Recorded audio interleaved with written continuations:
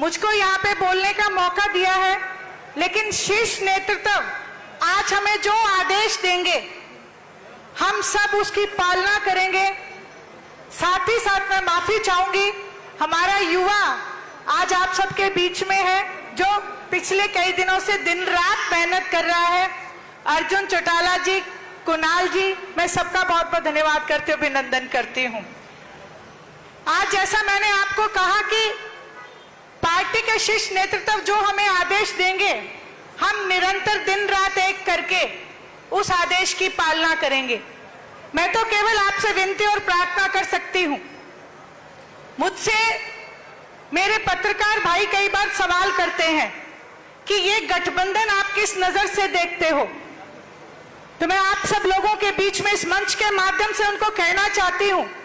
कि ये जो आपके सामने दो लोग बैठे हैं, आकाश आनंद जी और अभय सिंह चौटाला जी, आप इनको दो मत समझना, ये 1 और 1 11 है। हम दुगनी ताकत से आज उभर के आए हैं और जहां विपक्ष के पसीने छूटे हुए हैं, आपने देखा होगा जब से गठबंधन हुआ है उसी दिन से कांग्रेस और भारतीय जनता पार्टी एक हिसाब देने निकला है, एक हिसाब लेने निकला है। आप लोगों के बीच में जब भी वो आए, मेरी आपसे प्रार्थना है, आप इनसे कहना कि 20 साल का हिसाब मांगने के लिए आज जनता आतुर बैठी है। आप उनसे 10 का नहीं 20 साल का हिसाब मांगो। एक भी अगर वो काम ऐसा गिना दें आपको कि जो जन कल्याण के लिए इन दोनों ही पार्टियों ने कोई एक काम लागू किया हो, तो बेशक मैं आपसे कहूंगी उनका सम्मान करना। लेकिन आज तक के इतिहास में जितनी भी जन कल्याण की नीतियां हैं वो इंडियन नेशनल लोकदल की देन है, आदरणीय चौधरी देवीलाल जी, चौधरी ओम प्रकाश जी चौटाला की देन है। जहां हमें वोट डालने से पहले कहते हैं ना, अतीत की तरफ ध्यान करना चाहिए, उसके बाद भविष्य की कामना करनी चाहिए। जहां मैंने आपको कहा 10-10 साल इन दोनों पार्टियों के, कांग्रेस के भी और भारतीय जनता पार्टी के भी, उसकी तुलना जब आप आदरणीय ओम प्रकाश जी चौटाला के 5 साल से करोगे तो मैं आपको ये बात दावे से कहती हूं, इनके 20 साल के ऊपर 4 गुना ज्यादा वो 5 साल भारी पड़ेंगे आदरणीय ओम प्रकाश जी चौटाला के। हिसाब देने का काम अगर सही मायने में हरियाणा प्रदेश में किसी मुख्यमंत्री ने किया तो वो केवल आज तक एक ही मुख्यमंत्री हुए हैं, आदरणीय ओम प्रकाश जी चौटाला, जिन्होंने अपने कार्यकाल में गांव-गांव जाके, मुख्यमंत्री होते हुए गांव-गांव जाके सरकार आपके द्वार लगा के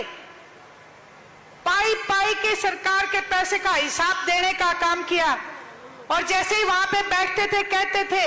कि सरकारी खजाना लबालब भरा है, और गांव के मुखिया से कहते थे कि गांव के विकास के लिए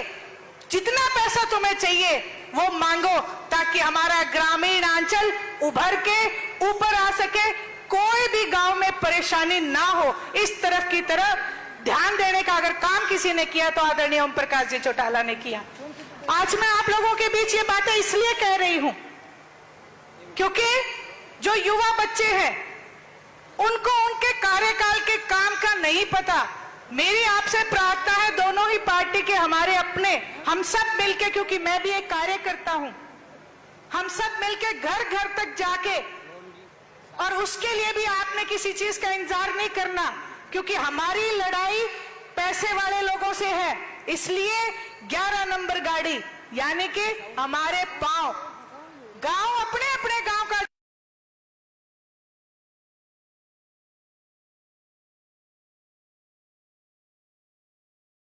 लेना,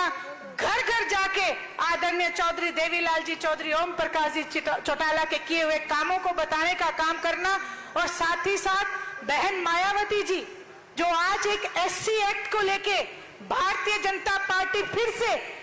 हमारे पिछड़ा वर्ग पे कुठाराघात करने जा रही है, बहन मायावती जी ने ये एजेंडा उठाया है कि आप सब लोग मिलके उनका साथ देना, और घर घर तक जाके बहन मायावती जी ने जो अलग जगाने की कोशिश की है उसको जगाने का काम करना। आप सब लोगों ने हमेशा दोनों ही पार्टी के लोगों ने, किसान और कमेरा वर्ग, जब दोनों एक हो गए हैं तो दोनों ने ही अपनी मेहनत से, अपनी मेहनत की कमाई से हमेशा आपने पार्टी को ऊपर उठाने का काम किया है। मैं यही आशा करूंगी आप सब लोग एक बार फिर से, सिर्फ 2 महीने का टाइम है, दिन रात एक करके आदरणीय चौधरी अभय सिंह जी चौटाला के हाथ मजबूत करना। असली हिसाब अगर कोई हरियाणा प्रदेश में ले सकता है तो उसके हकदार केवल और केवल एक नेता है पूरे हिंदुस्तान में, आदरणीय अभय सिंह जी चौटाला। अभय सिंह जी चौटाला जिस दिन मुख्यमंत्री की कुर्सी पे बैठे उसी दिन आप सब लोग चैन की सांस लेना।